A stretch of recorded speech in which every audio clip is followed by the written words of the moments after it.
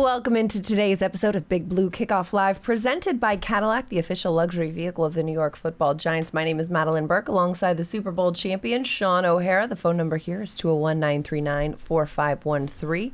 You can find us on social media using hashtag GiantsChat. We're still defrosting here. Our faces finally have feeling now after the post-game show on Sunday after the game.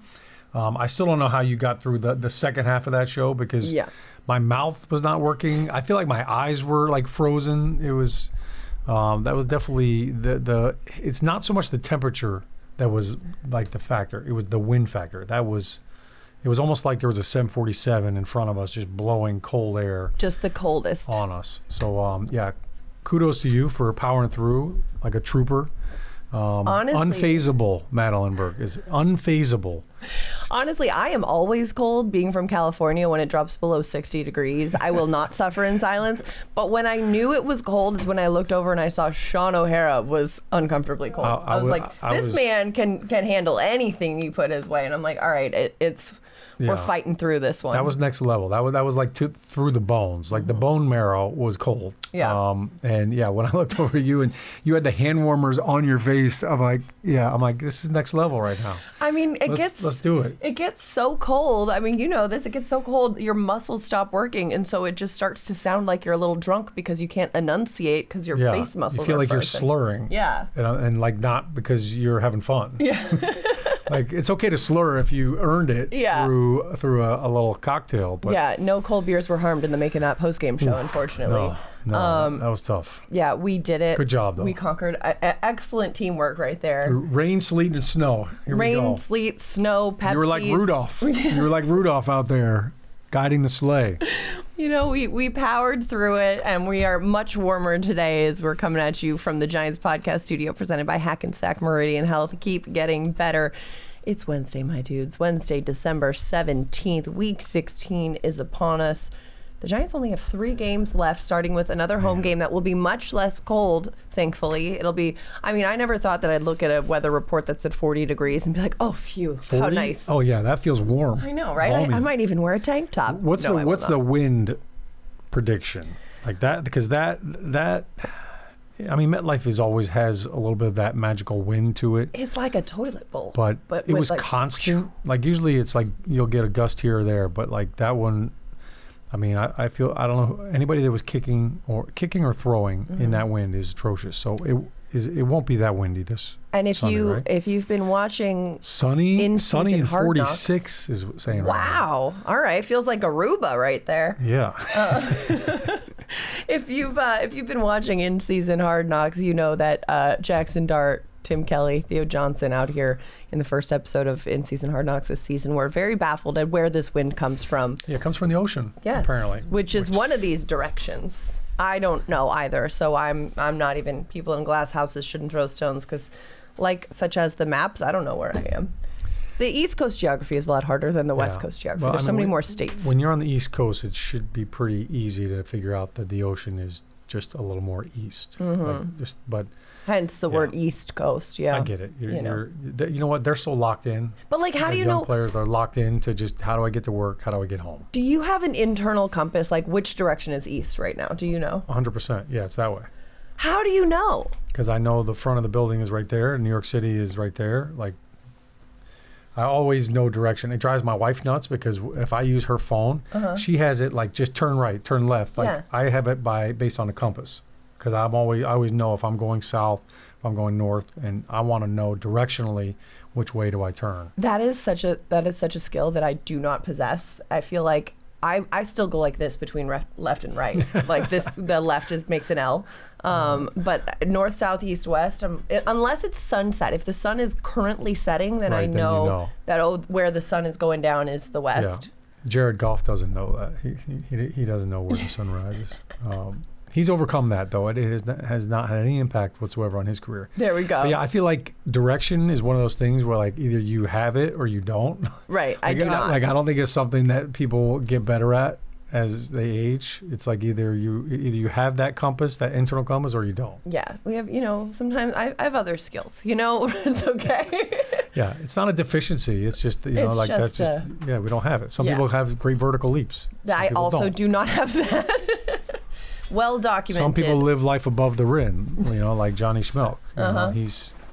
He's a big basketball fan, big Knicks fan. He's actually probably really celebrated, really excited about the NBA Cup, the big win last night. I feel like somebody said this, and I feel like this is an accurate way of describing it. The NBA Cup is like hitting a hole-in-one on a golf simulator. It's a really great accomplishment, but you're not buying drinks for everyone in the clubhouse afterwards. No, you're definitely not getting a plaque from the USGA. Right, exactly. So I think it's valid that the Knicks are choosing not to hang a banner for the NBA Cup. John Schmelk nodding in approval. They're not going to hang a banner, but they are going to have some sort of fan celebration. They should play a song by David Banner before the game. That'll be, check the box. Okay. David Banner. All right. I don't know. Queued up on Spotify. Anyway, on that note, the shenanigans aside, let's talk some Giants football. News today, Kayvon Thibodeau will not practice again today. Wednesday, of course, the first day of practice for Week 16 as the Giants prepare for the Vikings. Thibodeau has been sidelined since Week 10 with a shoulder injury. Hopefully, we'll see him again this season. But he have a hip too? I thought there was a hip injury too. No, I don't know. Yeah, I'm not sure that. I know that the injury that's kept him sidelined. Nacho, Demetrius Flanagan-Foles, Bo Collins also not practicing. Jamie Gillen will return to practice. Gunnar Olszewski has cleared concussion protocol, so that's all exciting, getting guys back and well and healthy.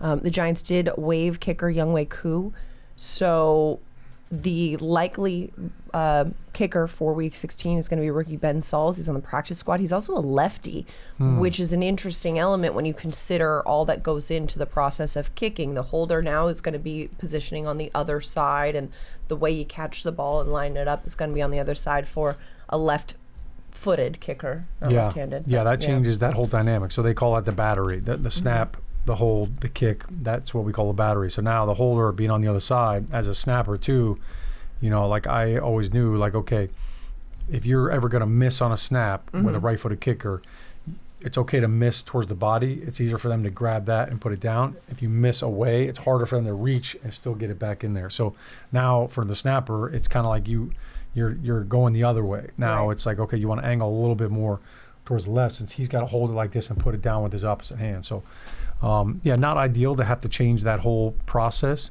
But welcome to the NFL, Ben, and you get to kick in MetLife Stadium, one of the toughest stadiums to kick in, as we just saw. Younghoe Koo, with the two missed field goals. And when you're kicking down in the east end zone, brutal. Yeah. We talked about it before. The flags were not dancing at all in the west end zone. They were not moving. They were stationary. See, I'm just like, you're east-west. I'm like, stage right, stage left is what I'm looking at. Right. So, from our stage, as you're looking at the field, that's the east end zone, that's the west end zone. That'll be tricky. So, hopefully the Giants can punch it in. It's just PATs. You're not going for long field goals, but that's definitely something they're going to be working in. And I don't know if they're practicing indoors Sunday, this week or not. PATs are not a gimme. Yeah, so what we used to do, our kickers would go into the stadium on like a Friday, and they would practice kicking on a Friday just so they could get used to the wind and the conditions and the turf. We saw the ball slip on a hold up in New England on the Monday night game. So the holder, the kicker, the punters, the kickers, the holders, the snappers, they would all go into the stadium on a Friday at some point to try to get acclimated to that and get used to kicking those conditions. Well, and that's interesting because right now, as we speak, the Giants' practice field outside is still covered in quite a bit of snow. So, they're indoors today and likely for the week. But, to your point, guys go over to the stadium to get used to not just the wind conditions, but also the vision and the sight line and all the things that go into kicking in that environment. And when you are, 300 yards away from the stadium, no reason really not to. How does that work? If a guy wants to say, hey, because obviously MetLife Stadium is, its own entity that is played in by the Giants, but you can't just come and go whenever you please. Can a player request, hey, I'd like to go over there and practice, or does a team have to coordinate, or how does that even work? Yeah, I think they probably put it on the schedule because you're right. They're prepping for the game. Obviously it was a Giants home game on Sunday, so they don't have to, rinse all the Giants stuff off there like if it would have been a Jets game. So there's really not a whole lot of turnover going on the field, but you've got to there is maintenance and there is stuff going on inside the building. But I'm sure that's something that they orchestrated ahead of time, like, hey, look, here's this dedicated block of time, from 10 to 11:30 where our players can come over there and kick.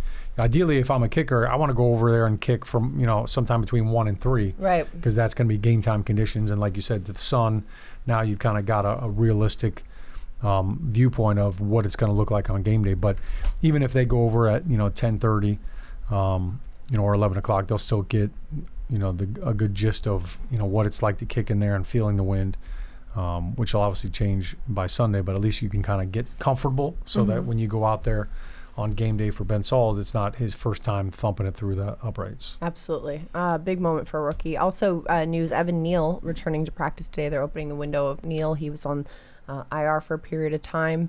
No plans to get him no plans to get him immediately involved, but not looking to make changes to the starting offensive line, but getting him back in the rotation and in the depth there. 201-939-4513 is the phone number. Make sure you go and subscribe to the Giants Huddle podcast. It features long form interviews with Giants players, coaches, and front office staff, past and present. Plus, you'll hear from the best analysts covering Big Blue and the NFL. Search for Giants Huddle.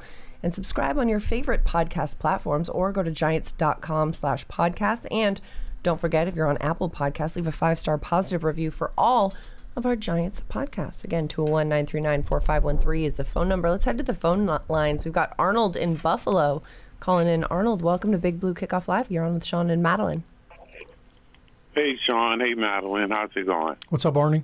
How's it going? So I wanted to ask you about JMS. And, before the season started, everybody was talking about him making like a big jump and stuff. What do you think, Shaun? I'm not cutting you out, Madelyn, but Shaun, what do you think about his play this year?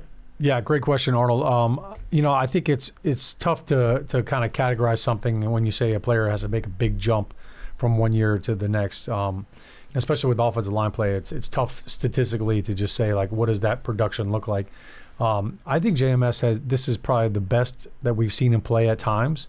But I do feel like there's been a lot of times where, he's on the edge of blocks or kind of blocking half the guy and he's kind of behind him a little bit. So I'm surprised at this point in his career that there are still some times where he's out of position and, is kind of on the ground. So that's kind of been one of the things that I think he's really been trying to address and work on is, staying on the feet and finishing the blocks. I think his run blocking this year has been much improved. And I think that's something that really comes with, he's played with the same 2 guards all season long. He missed a little bit of time there. He got banged up. He had a shin injury. And I think last year he battled through a shoulder injury, which really impacted his ability to use his hands and to be really physical at the point of attack. So I think this year he's done a really good job with Runyon and, with GVR at right guard.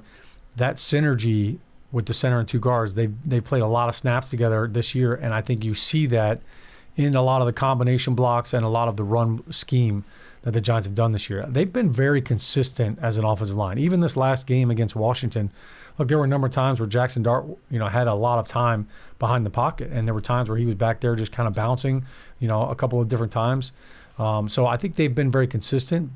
Look, they're not a smash mouth offensive line. We're just going to pound the rock 35 times and we're going to rush for 200 yards. But they have gotten better as the game goes along almost every single week. So to answer your question about JMS, look, I think that they've got to make a decision about him. Are we going to sign him long term? And what does that look like? Where is that contract going to rank in terms of other free agents? So I think that market's going to be very interesting to watch and see. And then he's going to have to make a decision. Does he want to come back to the Giants? Does he want to sign here and stay here and then build with Jackson Dart? Or is, if he gets a really good offer from another team, he may have a tough choice to make. But I do think he's gotten better with a lot of the different areas in his game. Run game certainly looks better this year. I think the pass protection is something that he still seems to struggle with the change of direction, the twist, a lot of the movement. That's always the toughest thing to handle as an offensive lineman. But those are areas that I think he can still improve in. Look, you look at the simple stuff that we kind of overlook. Snaps, never been an issue for him. Shotgun snaps, under center. I think he's very smart. He understands protections. He understands reading defenses and making sure everybody's on the same page. So I think he's handled a lot of that. The one thing I think I have seen more of from JMS this year, he has been much more aggressive. He's been much more physical. You see him down the field trying to peel guys off the pile. He's always one of the first guys in there. If somebody hits Jackson Dart, he's sticking up for him. That big hit he took on Monday Night Football, Theo was the first guy in on the scene, but JMS was in there, sticking up for his guy. We even saw JMS get a little penalty in this last game, which I thought was a bogus call because he kind of went up and stood up for one of his guys, and it was actually the guy on Washington's team that grabbed his face mask and kind of yanked a little bit. But I feel like I've seen a little bit more of an edge to him this season than I've ever seen in any previous year. So I think that's coming with his confidence, and I think he kind of feels like he's playing some of his best football. I like that. We like the edge. Yeah. What do you think, Arnold? So one more little question.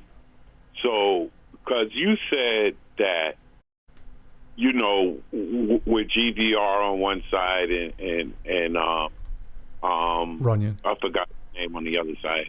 Yeah. But what about maybe trying? He just came back. So you think that would upset? You think it would if we put in, just for a game or so to see if Evan Neal came in? What do you think? What do you think if they brought him in? Would that mess up JMS? Yeah, anytime. Look, if there was due to injury, you do what you got to do, and somebody has to go in there and step up. But I don't see any reason why anybody would put Evan Neal at any position right now and shake up the offensive line. That's been one of your most consistent position groups this season. So, and I think part of the reason why the consistency is there is because for the most part they've been together. That five has been there together for the majority of the season, and that's why I think they're playing so well as a unit. And to be quite frank with you, why would I put Evan Neal in there? What has he done to earn that? Like, I'm not just going to give him reps and just tell Greg Van Roten you don't get to play, or John Runyon. Like, they've been two of our best players offensively. They played every single snap this season. Greg Van Roten played every single snap last year. Though the guards have been two of our best players up front. And I think Andrew Thomas is our best offensive lineman, but what Greg Van Roten and John Runyon have done, they've been the most consistent guards that we've seen in a long time. So I would not put Evan Neal in there. And to be quite frank, he hasn't earned anything. He hasn't earned the right to go in there and play. So why would we do that? And it doesn't benefit you as the Giants if he goes in there and plays. And then what if he gets hurt? Now if he gets hurt and now you're on the hook for him next year too, like, that's not good. So that's not smart ball in my mind. All right. Well, you are the expert at the center position. I think so. I think you're right too, Arnold. He definitely won a Super Bowl as a center, and Shaun knows a thing or two. And well, I appreciate that. I think it's just, as an offensive lineman, you don't want change unless you have to. Like, if there's injury and that's the only, you have to roll with the punches. All right, hey, fine, next man up. Like, you got to step up, and there can't be any slough off. Like, we're expecting you to produce, but to voluntarily change the lineup just for the sake of, hey, we want to give Evan Neal a shot, like, I don't see any benefit to that. If this was Evan Neal's second year, okay, listen, let's get him some reps because we have a plan for the future. But, I don't think he's done anything to earn getting, more playing time right now, especially just coming back off of injury. Like, I wouldn't do that. To me, that would not feel prudent, and I wouldn't feel justified in doing that. And if I'm the coach, how do I look Greg Van Roten or John Runyon in the eye and say, we're going to let this kid go play? If those guys weren't playing well and there was an issue, then maybe I could see it. But they're playing well. Yeah. Thanks so much. All right, well. Oh, go ahead. Go Giants. I said go Giants. Thanks so much for the thanks. call, Arnold. Happy holidays, all that good stuff. 201-939-4513 is the phone number. It's an interesting thing, and I think for the lay football fan to look at the offensive line, there's so much nuance going on in there, and I appreciate the detail with which you can kind of break it down and make it make sense. Yeah, I think offensive line, that's one. Look, if we're talking about defensive linemen, then by all means, hey, rotate them in. Right. Get them in, get them a couple series. You can sprinkle them in, let them go in on first and second down and rotate on third down. But, you don't want to, if you don't need to upset the apple cart, then don't do that. Yeah. Don't swap out a finger on the hand. Keep them all Yeah. together. Yeah, especially when it's a fist. Yeah. Yeah, be the hammer, not the nail. We're getting some comments on the YouTube channel as well. Dart will have a 300-yard game this weekend, says Trackstar82. That'll be interesting to watch. It's Giants and Vikings at MetLife Stadium. We got two young, swaggy quarterbacks, Jackson Dart in his rookie season, J.J. McCarthy in his redshirt rookie season. He obviously missed his entire rookie year with an ACL injury, is playing his first season this year. We saw him last week kind of hit the gritty into the end zone. They both have a lot of moxie and charisma, and Dart has had some success. Did he get scolded? No, okay. I thought I read something where Kevin O'Connell was like, don't do that. Okay, so Kevin O'Connell was being a little tongue-in-cheek kind of sassy about it in the presser, and the pull quote, when you read it, you lose the tonality of it. Okay, so he kind of said it like... He was like, I mean, it's like, you can't dance like that. Yeah. You don't hit that move. I feel like, there's a time and a place for everything. Yeah. Like if you're winning games and you're doing well, like, okay, you know what, like go ahead and like do the gritty, do a little bit. But they did J.J. win McCarthy that game. has not been playing great this year. Like going into the game the other night, he had thrown more interceptions than touchdowns. So right. Look, hey, you scored a touchdown, go celebrate with your teammates, have fun, be excited about all this stuff. But let's not start tap dancing on people yet. Yeah, he's been a bit inconsistent in the passing game, and it's also been affecting the players around him, including Justin Jefferson, who, one of the greatest wide receivers in this league, but he's having an uncharacteristically low statistical season. In the last 3 games combined, Justin Jefferson has 6 receptions for 37 receiving yards, and not just one game, in 3 games. Yeah. That's so uncharacteristic. He's got an average 59.4 receiving yards per game this season. That's a career low for him. Has he had 1,000 yards receiving every season? Like he's at 832 right now. Let's find out. So with 3 games to go, this could be unprecedented territory for him too, which has got to be frustrating. I mean, I think, coming into this season, he's right up there with one of the best receivers in the game right now. Yeah. And the production has not been there. So, obviously whenever you're having injuries at quarterback, that changes things. But it has been a little bit of I'm sure a frustrating season for him, because there's times where he's been open and, they just can't get him the ball. Yeah. He's only had 2 games this year where he had 100 yards receiving, and that was against Pittsburgh and Cleveland in back-to-back weeks. Yeah, back in late September, early October. And then, a couple weeks ago, he had 11 yards receiving. And that was not even J.J. McCarthy. Right. Those 2 games. That was Carson Wentz. That was Carson Wentz. But then last week, J.J. McCarthy comes back. He's got 2 catches for 22 yards. But, got to respect hitting the gritty as a hat tip there. Well, I think because it was a rushing touchdown, and it was it was a great play call. Absolutely. The touchdown that he had. I mean, it was a great fake. Everybody in the building and everybody on defense thought that the running back had the ball. Right. And then he just kind of sauntered in. So I think that's part of the reason why he felt the need to celebrate, was there was nobody within 10 yards of him. Right. But he does have a little juice to him, a little moxie, as you mentioned. Mm-hmm. He's got a little sizzle. Ironically, he does paint his face as well, kind of Jackson Dart-like. Mm-hmm.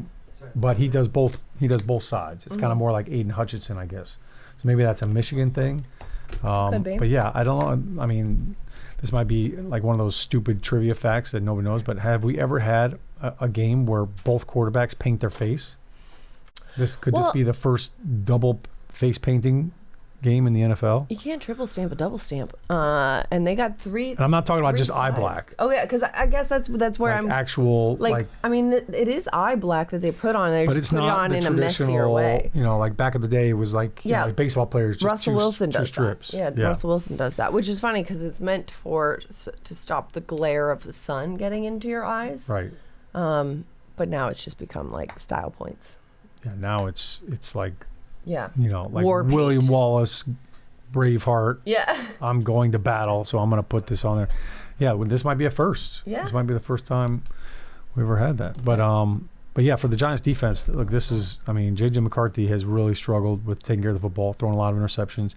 He's awful. He's been awful on third down. I think he's the worst quarterback in the NFL on third down. So defensively, this lines up perfectly for the Giants, who have struggled with takeaways. I think we only have 8 takeaways on the season, which is, again, I think that's one of the lowest takeaway numbers and percentages in the NFL right now. So this could be a great day for the defense to go out and I think that treasure box, the treasure chest, that treasure chest has been 20,000 leagues under the sea. Yeah, it feels like only 9 opponent turnovers this season. 2 of them though last week in the fourth quarter. Yeah. So that was nice. Yeah, the nice sack force fumble by Abdul Carter, and then he punched the other one out. That was good to see. And Abdul Carter is getting a lot more playtime because of Kayvon Thibodeau's absence. He kind of had his breakout game. We talked about it on the postgame show. All of those reps now, and obviously, I think the wake-up call for him, both literally and figuratively, was good for him. Right. And now all of a sudden, we saw what we were expecting from Abdul Carter when the season started. So I think, both of those things in combination, look, the accountability factor is there. He took a little extra time studying, coming in, watching film, being prepared, and now the production has showed up. Now he knows, okay, this is the formula for how you have success. That in combination with the more reps, he's obviously out there a lot more now without Kayvon Thibodeau, and actually they moved him around quite a bit. So he would be at defensive end, and then they would have Brian Burns standing up over the center, and then there were times where he and Burns would switch. Right. Burns was rushing, and now he was over the center. And that's really where he showed up a lot. I mean, he was giving Tyler Biotish all he could handle on third down pass plays when he was lined up off the ball and kind of giving him space, giving him room to work. He really showed his athleticism with some of those plays. Yeah, and you love to see that. It's Burnsy though has been on a Burnsy. That I just made that up. Spider-Man Brian Spidey. Burns has been on a bit of a dry streak with the sacks. I mean, as much as he came out with volume in the beginning of the season and hit a career high 13 sacks on the season in week 11, has had a couple weeks without getting to the quarterback and finishing at the quarterback. Do we see him kind of ramping that up again this week? Yeah, I think for Burns, the sacks, he's been there. Like there's been a couple of almost sacks as well, and I think that's why we've kind of seen him stall out at 13. But a lot of it too is you look at these last 2 games. The Giants have been down early. So you're down 17-0 against New England on Monday night. Guess what they're going to do? They're going to run the ball and it's play action pass. So you're not getting that same, run to pass ratio. Same thing, here against Washington. They're down 10-0, early on, and now all of a sudden that kind of changes the flow of the game. Yeah. And that ratio. So I think that's been a factor as well for Burns. But he's still playing at a high level and watching the film. Absolutely. They're accounting for him. They're chipping.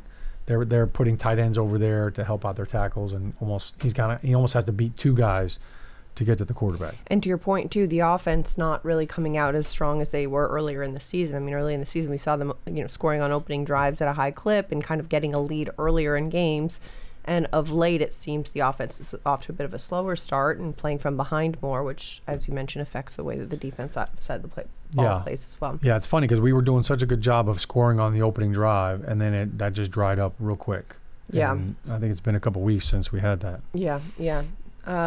Special Olympics New Jersey's annual Snow Bowl is heading to Rutgers Football Stadium in 2026. This annual flag football tournament will be on the field from March 6th through 8th, 2026. The 6-on-6 tournament will feature competitive, recreational, and co-ed divisions, and all proceeds benefit thousands of Special Olympics New Jersey athletes across the Garden State. Register your team today at njsnowbowl.org.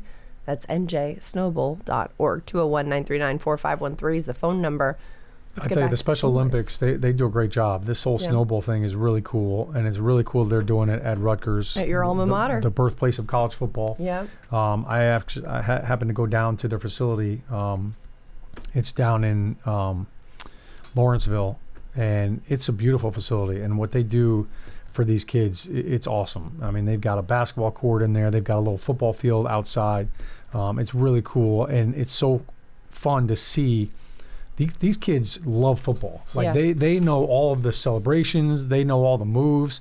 I went down there and we kind of did like a little football clinic, and these kids are like, I'm going deep, or I'm running a slant. Like they're locked in on the football knowledge, and it's really cool what they're doing, and this Snow Bowl, I know they're looking forward to it. It's in March, right? Yeah, March 6th to 8th. March 6th to 8th, yeah. So it might be snowy. It might be chilly. Yeah, it might be. I mean, we've already got snow on the ground. We'll see how long it goes. March 6th to 8th, 2026, njsnowbowl.org for more information. 201-939-4513 is the number. Let's go back to the phone lines. We've got Brian in Central New York.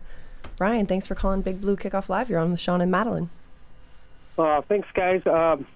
I just want to start out by saying, Madelyn, we got to try everything we can to get Shaun on the Revival. Oh, yeah. What's the Revival? New York Revival. They do a great job. It's a podcast. I've been on it many times. And they're big Giants fans. They came to the draft last year. Their podcast is growing so much. Nice. You love those guys. All right, let's do it. Get on the crow. Yeah. So, do you guys have any draft talk here? Do you guys have any information on how the whole strength of schedule works and stuff, and whether we would if I don't want to lose out, but the formula for strength of schedule to where if between us and the Raiders, I mean obviously one has to lose, one has to win, but I'm hearing if Tennessee still loses out, they can beat us and just anything about the strength of schedule.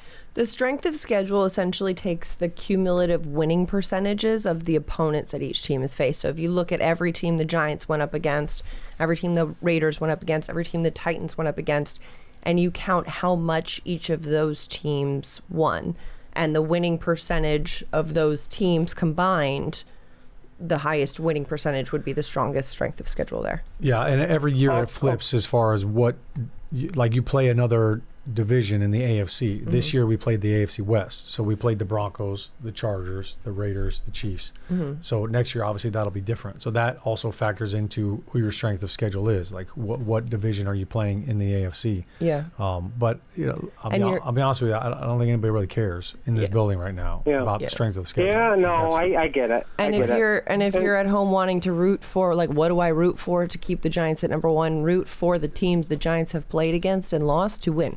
And there you go. That gives the stronger strength of schedule. Yeah, that's probably the best course of action. I do want to win some games. I feel like there are players. I feel like there are players in that locker room that are just so used to losing that it's all a mentality. And I don't want the new people coming in like Jackson Dart and Cam Scadaboo to just accept losing. I feel like there are players in that locker room that are like that. Yeah. I'm not naming names, but I think it's a valid point. I don't want them to get used to it. I think it's a valid point. I don't think they will. And I think just based on, what we've heard Jackson Dart say after games, even when he's played well, it's doesn't matter. We lost. That's all he cares about. I think Scadaboo, I think the same thing. I don't think they're numb to that. And I don't think this team has become numb to that. I don't think that they have accepted losing and we're just going to lose another game. I just don't think they have figured out how to win. And there's a difference between that. They're still trying to find ways to win games, and that's a confidence thing. Going back to your strength of schedule question, look, the Giants had one of the toughest schedules this year, if not the toughest. And then you look conversely, the Patriots had one of the easiest strength of schedules. And so you just kind of look at, everybody was saying for the Patriots when they played Buffalo, it was they've got this inflated record because they played a bunch of bad teams. But their confidence was sky high. And when we played them, they looked like a 10-2 team. We looked like a 2-10 team.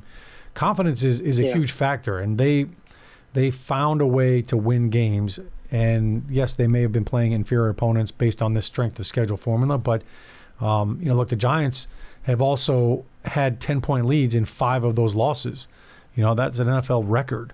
To lose games when you were up by 10 points at one point just tells me that you don't know how to close games out. You don't know how yet to win. And, then you look at Denver. Denver has 12 wins this year, I believe. 11 of those 12 wins have come from behind victories. So that team has figured out how to win games at the end of the game. The Giants have not figured out how to do that. So, I don't think this is a situation where, well, these players are just okay with losing. I don't think they are. And I don't think that they have not thrown in the towel. Look, they want to win, and they know, like, we have 3 more opportunities to go win a football game. And, when you're out there playing, like, you're giving it your all. You can't go out there and half-ass it. And I don't feel like they are. I don't feel like they have. I don't think Jackson Dart feels that way. And I think the fact that he's out there slinging it, and even this last Sunday, there were times where it felt like, all right, man, the game, there are 2 scores out. You know what? The game's probably a wrap. And then, boom, Jackson Dart, a couple big throws. They go down and score a touchdown. You're like, all right, hey, we got a ball game here. And the defense responded. They went and got the ball back. So I don't think there's any quit in this team right now. But they still are trying to figure out, like, the confidence has to be there. It can't be, all right, hey, man, we're down. Well, this isn't going our way. We've been here before. It's, like, we've got to have the belief that, we're down 1 score. Let's get the ball back, and our offense is going to go down and score. And have that belief and go out and play and do it. But I don't feel like this team is laid down at all. Mm-mm. Okay. Just one more question, if you could. So me and my family, we actually got tickets for the Dallas game. January 4th. And, okay, so, that's when it's supposed to be, but it's, like, murky on what the actual day is. There are some places that say it's TBD. The 3rd, and it's TBD. They'll announce so I think what they do is they have waited. What they figured out is, let's wait to figure out. There may be a couple games on that Saturday, and the NFL will flex games. And then they also, based on, there will be games in Week 18 that determine playoffs, divisional championships. So what they want to do is, that's how they're going to set the 1 o'clock games, and then they want the 4 o'clock game to be meaningful.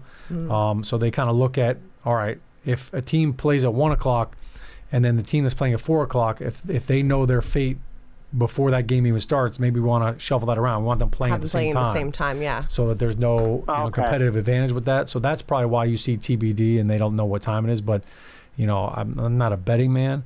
But given that Dallas is out of it and the Giants are out of it, it's probably going to be 1 o'clock. Yeah, likely 1 o'clock on Sunday. I can't see them 4th. Flexing it to, hey, let's watch bad football at 4:25. It's definitely not going to be Sunday night, and I doubt it'll be a Saturday game. I could see if Dallas was still winning, he's like, that's why he would flex it. But 100%. If one of the teams needed that win, to kind of get into the playoffs, now there's a little bit of a luster there, and I think that there's some more draw with that. But I think you can probably go to the bank that it's going to be 1 o'clock. All right. Thank you, guys. You guys have been awesome. Thanks, Brian. I appreciate it. Right, Thanks holidays, for the Brian. call. Happy holidays. 201-939-4513 is the number. The phone lines are full, so let's get back to some more calls. We've got RJ in Savannah, Georgia. RJ, how's it going? You're on Big Blue Kickoff Live with Shaun and Madelyn. Hey, how you doing? Doing well. How are you? Good. I just want to say, Madelyn, do a good job. I appreciate you, and we are blessed to have you as the host for Big Blue Kickoff. Amen. Thank you. Yes. And as for you, Shaun, a big fan. You were a straight-up dog when you played, one of my favorite players. And your career, to me, went by too fast because I got a chance to enjoy you, but I wanted more. So just wanted to tell you how much I appreciate you as well. I appreciate it, RJ. I wanted more, too. Sometimes you got to deal with cards that are dealt. But, man, you're the Savannah smoothie right now. Right? You're buttering everybody up. I like it. Yes, I'm down here with all the good food. All the good food and the warm weather. And warm weather, absolutely. I just want to touch on a couple of things. One was, what do you think the state of the Giants would be in terms of the draft? Do you think they'll go offense? Do you think they'll go defense? Or just the overall state? Because this season has been the worst for me in a very, very long time, and just can't wait to see the Giants get back on track. Yeah, I'm with you on that. Look, I feel like in the last 5 years, we've had quite a few frustrating and really difficult years where it just kind of felt like, there's a lot of despair. This season, I think we're all extremely disappointed. I think everybody's disappointed. Obviously, Dable getting fired and, then Bowen gets fired. Nobody likes that. I mean, I think we're all disappointed, but I don't feel discouraged. And I think there's a difference. There's a big difference. I feel like in a couple years ago, when he had a disappointing season, it was like, all right, what are we clinging to? Where is the ray of hope? Where is the sunlight? And the reason why I say I'm not discouraged is because, look, I feel like the Giants found their quarterback. So it's disappointing where this season is at and where this team is at right now, because I do feel like there's talent on this team to be better than a 2-win team right now. I think with Malik Neighbors coming back and with Scadaboo coming back, offensively, you've got a personality and you've got some production. And also, I think we forget, because Neighbors and Scad are kind of the headliner injuries, but Micah McFadden went down early this season. That was a huge blow for the Giants defense. Absolutely. And, RJ, when you talk about the draft, I think the Giants have a lot of pieces that are excellent pieces, and that when they're back next season and healthy, this team is going to be a very different looking team. But when it comes to the draft, I think depth, because when you have your A players go down and the drop-off is significant, that can't happen. So I think finding depth in a lot of these positions. I mean, we saw how it happened in the secondary, right? When you had Javon Holland and Paulson Adebo injured, and then they had so many corners banged up, and, you're kind of piecemealing, trying to find how do you put that together. That's something that this team needs to not just have quality talent at each of these positions, but fortify that with more depth so that your next man up is just as capable as your starters. Yeah, I think that's a great point. Right. And I think that's really kind of how you value and evaluate a general manager is, look, there's two main prongs, right? All right, the players you're drafting, and then the depth of your team that you're building. And to Madelyn's point, it's got to be competitive. It can't be, hey, our 22 starters are at this level, and then the next 20 guys are all the way down here. Like, you've got to bridge that gap. I think a good case study is the 49ers. When you look at them the last couple of years, they've been ravaged by injuries at every single position, and yet they still find a way to win. And guys step up, and you're like, wow, how are they winning with these other guys? That's when you've got a really good roster. And it's got to be from 1 to 53. Right. There can't be a huge disparity between the top 25 guys on your roster and the second 25. So that's something that I think they definitely have to do a better job of, and they're going to do that by bringing in younger, talented players. And, you want to have guys competing for positions. That's how you get the best out of them. I do think, look, it's premature right now to say, hey, look, the Giants need to go after this in the draft. I think, once the season ends, that's when everybody starts looking at, okay, what is this draft built like? Because every draft is different. Some drafts can be heavy on defensive players. Some can be heavy on offensive players. This, one draft can be, man, there's a ton of really good corners, or there's a ton of really good pass rushers, or this year there's a ton of really good receivers. So where is the depth in the draft? And that can determine where you go with your first pick. If look, this is a really deep draft in corners, we don't need to take one in the first round. We're going to get a really good one in the second round. So I think those are kind of your strategies. But I think when you look at the Giants as a whole, one of the things that we raved about this preseason was the production. We went up to Buffalo in the very first preseason game and put up 30 points. Yeah. Like, that was what was missing from this Giants offense. So I think if I'm Joe Schoen, and obviously they're going to evaluate the coaching situation, and once that coaching situation and staff is put into place, it's how do we score points? Because for some reason, that is still where the Giants have struggled with. And I think you look around the landscape of the league, everybody's scoring 30 points. Yeah. So to your point, right, absolutely, yeah. Like, we need to get somebody else that can score points. We need offensive firepower. Malik Neighbors can't do it by himself. And the point about the attrition aspect of the NFL, Malik Neighbors goes down, somebody's got to step up. You got to have somebody else. You look at a lot around the league. A lot of these teams. Look, the Rams have Puka Nacua and Devontae Adams. You look at what the Lions have. They have Amon-Ra St. Brown, and then they've got Jameson Williams.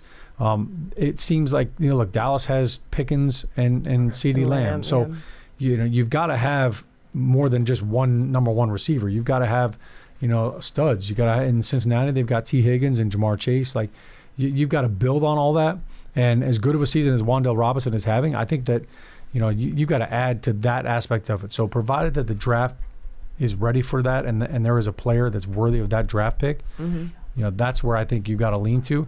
But if you end up with the second pick, the third pick, the fourth pick, you're looking at player-wise, what player is worth that pick?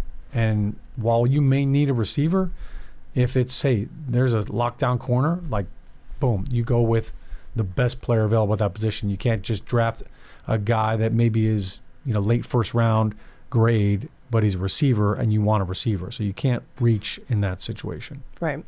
Well, let me ask you one more question, if I can. Sure. Yeah. The question is, you hear people say, well, we shouldn't draft a wide receiver at number, with our first round pick, or we shouldn't draft a running back with our first round pick. But if they're playmakers, that can help the team, why wouldn't you, look forward or either take that step forward to draft them if they're going to help your team? Well, and there's always the exception to the rule, RJ. I mean, it's like, you look at Jahmyr Gibbs, who's taken, 6th overall, and I think, at that point, especially in that era, people think, oh, you don't take a running back that early. But then as good as Jahmyr Gibbs has been for the Lions and as much of an impact as he's made for the team, nobody scoffs at it. If the pick works out well, nobody's going to say, you shouldn't have wasted that draft capital on that player. Just like you never remember what you traded for to move up if it worked out well, right? People are going to say, oh, yeah, the Giants traded to move up to get Jackson Dart. And they're not worried about the picks that they gave away because Giants fans are so far pleased with what they're seeing from Jackson Dart. If for some reason it didn't work out on the field, then be like, oh, and we gave up this and that and this for it. So the draft capital is a hindsight thing, I think, because if it's the right player and the right fit, doesn't matter where you take them. Yeah, if they produce, nobody remembers or cares what you paid for it. It's that's definitely one of those things that you don't feel bad about it if they're producing. Look, Abdul Carter was a 3rd overall pick. Yeah, absolutely. And I think and a good one. When we picked him, I think everybody said, "Wow, the Giants got the best defensive player in the draft this year." Yeah, and it's taken some time now to see some of that production come forth. But I think when you look at if the Giants are sitting there at the 3rd pick, and you know what, they're like, we like these players, but we don't really feel like anybody's. The value is there for the 3rd pick. There's nothing wrong with trading back. Right. You could trade back to the 7th or 8th pick and then get another first-round pick or get more picks in that draft and still get a receiver at 7 or 8 if you feel like the 2nd, 3rd, or 4th pick is too high of a pick for that particular player. And you have flexibility because you have Jackson Dart. And just like with the receivers, right? The Giants taking Malik Neighbors with the 6th overall pick. Everyone says, yeah, that sounds about right. Marvin Harrison, perhaps maybe not performing the same way. Marvin Harrison 3? Jr., he went 3. And perhaps people looking at that like, oh, why do we take a player who hasn't executed at the level that you expect from that capital? Yeah, so it was the 3 receivers that year were like Marvin Harrison, Rome Odunze, and Malik. And Odunze went 9 to Chicago. He's had a good career, but Chicago also had 1 where they took Caleb Williams. So, I think... Yeah. It's not an exact science, to your point, but it's also kind of like, it's like... all right, for my wife, it's like she's like, you're looking at a dress, and my first question is always, how much is it? Like, then I'll tell you how much I like it. Yeah. And it's like, don't ask me to answer that question without seeing the price tag, because if they both look good, I'm gonna go with that one. If there's a comma involved, it's hideous. Yeah, but then the other thing that you factor in is like, how many times are you going to wear this? If it's a one and done, then I'm actually like, go with the cheaper one because it's a one and done. But if it's something that you can absolutely wear and you can wear multiple times, then there's value in that as well. So there's a difference between the wardrobe staple, the really great pair of black pants, versus the very specific rodeo-themed pool party attire that you have one moment to wear it. Yeah. I hear that. Yeah. I hear that big time. Yeah, the louder the pattern, the less you might get out of it. Hey guys, thank you very much. I appreciate it, and be safe and happy holidays to both of you guys. Thanks so much, RJ. Thanks for the call from Savannah, Georgia. Giants fans, you want to take your fandom to the next level with the Giants season ticket membership. You can catch all the action at MetLife Stadium with an exciting home schedule on the horizon, and with the membership, you'll also stay connected to the club all year round, not just on game days, with exclusive member access and benefits. To learn more about a New York Giants season ticket membership, visit giants.com/tickets, 201-939-4513. As we go back to the phone lines, we've got Mike in Fort Myers, Florida, calling in. Mike, how's it going? You're on Big Blue Kickoff Live with Shaun and Madelyn. Well, it's warm here, Madelyn, so as soon as you get south of the Peace River, it is really nice. Got 2 questions for you folks. Going to make both of you the general manager. We're looking at Russell Wilson leaving the organization, so a 3rd quarterback is coming on board. Mm-hmm. What qualities would you look for in that 3rd quarterback? Because Jameis Winston does not run in the same style that Jackson Dart has. So would you look for something to be more complementary to Jackson Dart, or are you just going to look at the talents of that particular quarterback? That's number one. Number two, Shaun, you had said earlier that we're not a ground and pound offensive line. Does that mean that if a great ground and pound running back were available, you'd pass on him because he may not fit our scheme, our requirements? So be interesting to listen to your guys' comments. Okay. Well, thank you. Thank you for the questions, Mike. I think we'll start with the quarterback one, his first one. I don't know about you, but I think when you look at a quarterback and you evaluate talent, one of my favorite authors, Malcolm Gladwell, wrote a piece for The New Yorker years ago where he compared quarterbacks to teachers and said, okay, like college quarterback to pro quarterback, that's a hard thing to translate. We've seen a lot of quarterbacks who are very successful at the collegiate level that are not necessarily as successful at the pro level. And he's saying, comparing it to a teacher, you could know everything there is to know about World War II. Can you teach it? Mm-hmm. You could know everything there is to know about trigonometry. Can you teach it? It's a skill that doesn't always translate one-to-one. And one of the things that I have noticed as a football fan for my life and as somebody who's covered the game is that the defining factor for a successful quarterback is decisiveness. You know, there's a lot of athletic traits, and all these guys who are playing quarterback at the college level, at a high level, you know, they got an arm, they've got strength, they've got the physical attributes, they've got the character for it. Can you be decisive? Can you, number one, understand what you're seeing and make a decision quick and trust it? Because oftentimes, you know, you're reading a defense, you're clocking a defense, you're assessing the defense, and then you have to decide what you're going to do about it. And in that one split second where you make that decision and you question yourself of, is this the right choice or should I go to that read instead? That one little moment is just enough to close the gap. And I think the quarterbacks that you've seen have the most success in this league are the ones who are decisive. And even if they do make a mistake, they just keep it moving because they trust their preparation and they trust their instincts on that. And so whether or not skill set wise or talent wise he's built more like a Jackson Dart or built more like a Jameis Winston, I think that decisive nature is going to be an element that elevates the quarterback room as a whole. Yeah, I think that's spot on. You know, the decision-making process is something that they're trying to evaluate when they're leading up to at the combine. They meet with the quarterbacks throughout the draft process. They bring them in for the visits. They want to get them on the board. They want to find out how well do you process information? How quickly can you process it? So that's a big part of it as well. I mean, the physical attributes are going to be a part of it too. But, you know, like if I'm the Giants, like I don't know. I mean, they're going to do their due diligence on quarterbacks coming out. But, you know, I don't know that I'm drafting a quarterback. The whole reason why they signed Jameis Winston was they signed him to a 2-year contract because they were like, look, we're going to draft a quarterback and we want to make sure that we have some consistency there if Jameis Winston is called upon to go out and win a football game. So I don't think you're drafting a guy either that's, you know, hey, this guy, we got to have a runner because Jackson Dart likes to run. You know, you don't draft a player based on that because you can adapt your system and you can adapt. You know, Jameis Winston is not a runner. So, you know, you're going to, as a coach, you can morph your playbook around anybody. But I do think, you know, the type of person that he is, the character of him, because quarterbacks, you want somebody that's going to come into that room and that's going to fit in well and have it's going to be a healthy, competitive room. And, right. You know, I think that's part of the equation. But I think if I'm a GM, you asked us to put our GM hat on, like I want something cheap. Yeah. Because my third quarterback, he's not dressing. I mean, he's dressing on game day, but it's not like I'm sprinkling him in to run a couple plays and, you know, have a package for him. It's not like a Taysom Hill kind of thing. The third quarterback is basically your emergency quarterback.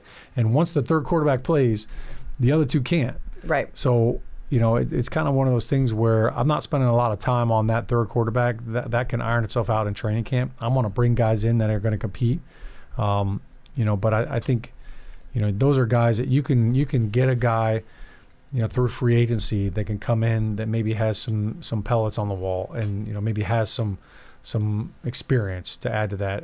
You know, if you happen to stumble on a guy in the 6th or 7th round, sure. Look, you know, Patriots stumbled on to Tom Brady in the 6th round. So, you know, if there is a guy there that fits that mold, yeah, you could take a flyer on him. But we are I don't still think it's something they're thinking about. No, and we're still so right early in the Jackson Dart era, right? This is his rookie season, and this is the quarterback that the Giants have said, this is our quarterback. We are building around this quarterback. So you're not even looking to draft his heir apparent at this point. You're really perhaps if there's a guy, as you mentioned, a 6th, 7th round guy that you're saying, okay, let's take a flyer on this one and see what kind of talent he has to bring into the practice squad, or, you know, a player who's been a bit of a journeyman or whatever to be a practice squad extra body on this roster.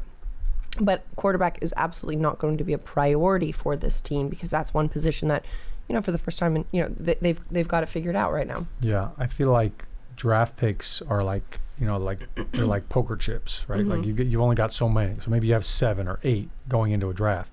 And I don't see the Giants right now using one of those chips to draft a quarterback. There are many other areas on this roster that need another shot. They need an injection of talent and young talent.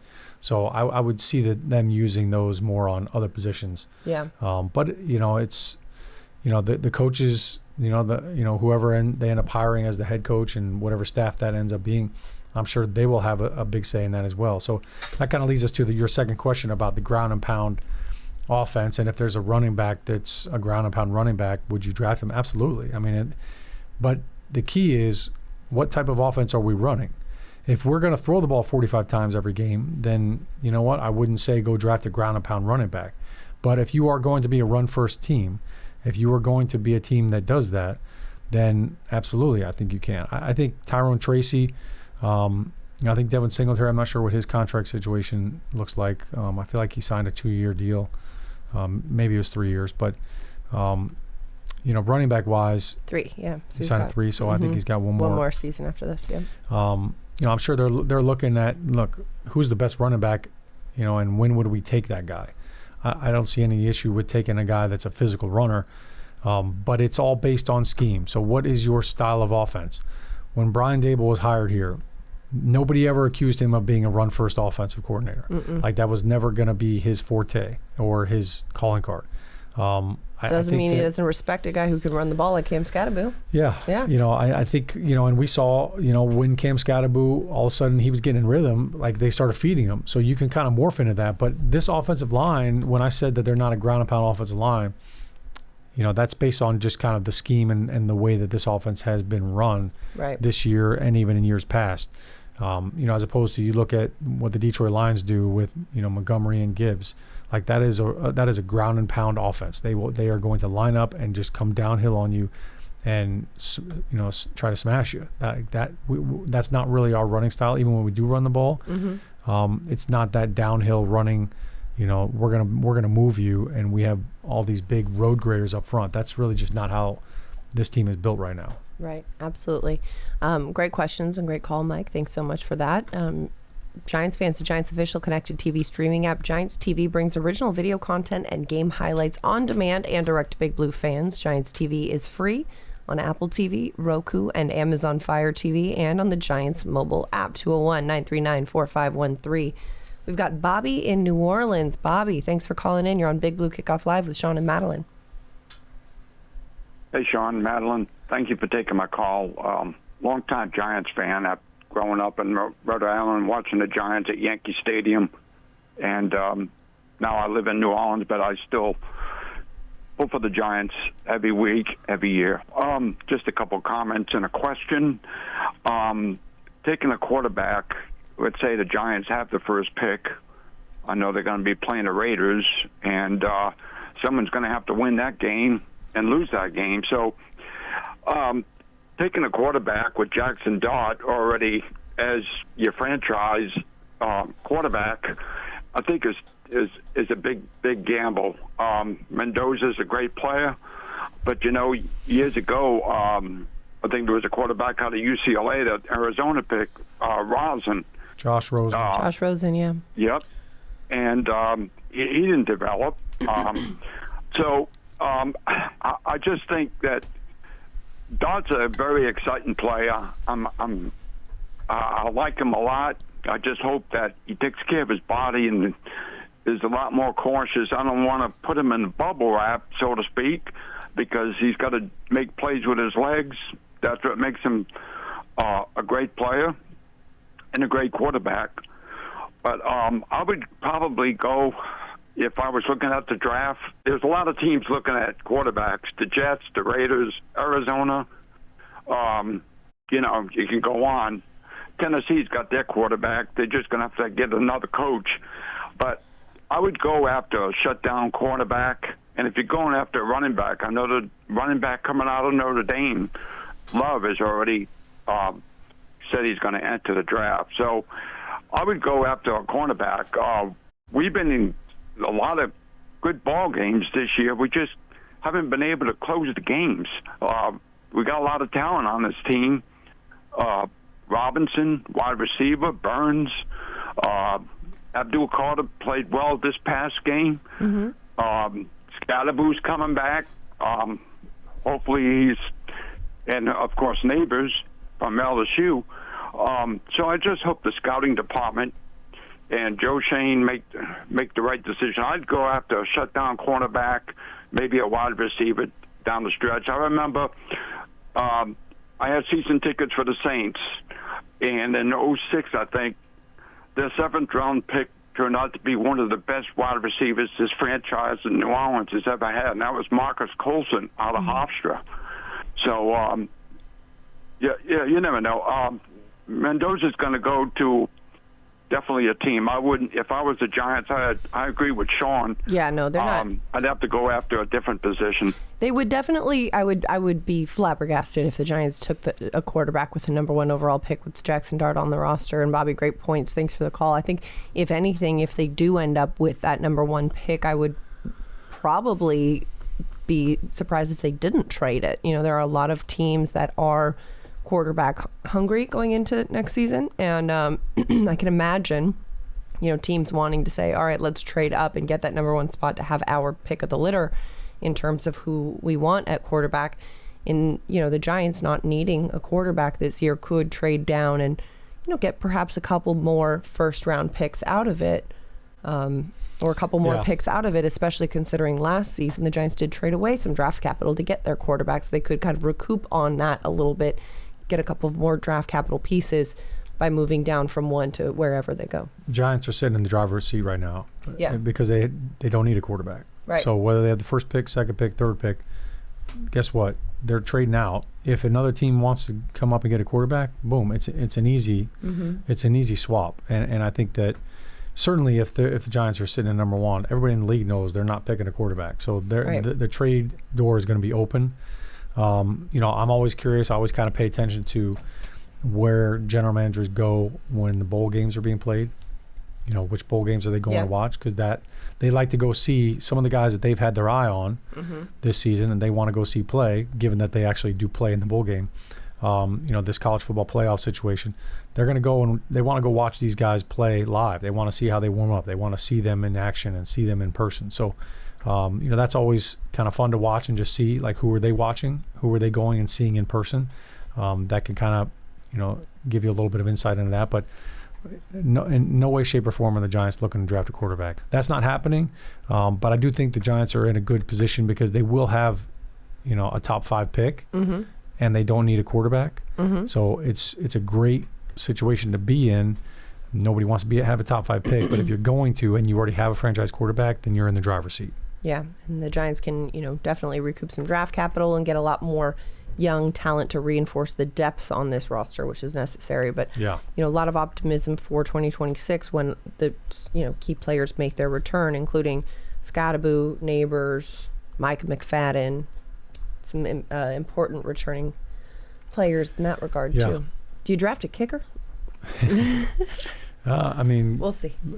Wouldn't be the worst thing, given what's transpired here the last couple of years. Well, yeah, we got a lot of time left to get thinking about the draft, but we've got 3 more games this season, starting Sunday at 1 p.m. at MetLife Stadium, the penultimate home game of the season, as the Giants hosting the Vikings at 1 p.m. We'll be there. It won't be as cold. You're not doing post-game with me this 46 week. And sunny. 46 and sunny. It's literally... Yeah. I mean, I'm going to have to put on some sunscreen for this one. We're ready for it. You know, where's the banana boat? Yeah. All right. Thanks for listening to today's episode of Big Blue Kickoff Live, presented by Cadillac, the official luxury vehicle of the New York Football Giants. An archive of this show and our entire podcast network is available on the Giants mobile app, podcast platforms everywhere, and giants.com/podcasts. For the Super Bowl champion, Shaun O'Hara, I'm Madelyn Burke. That's a wrap on Big Blue Kickoff Live for Wednesday. We'll see you next time.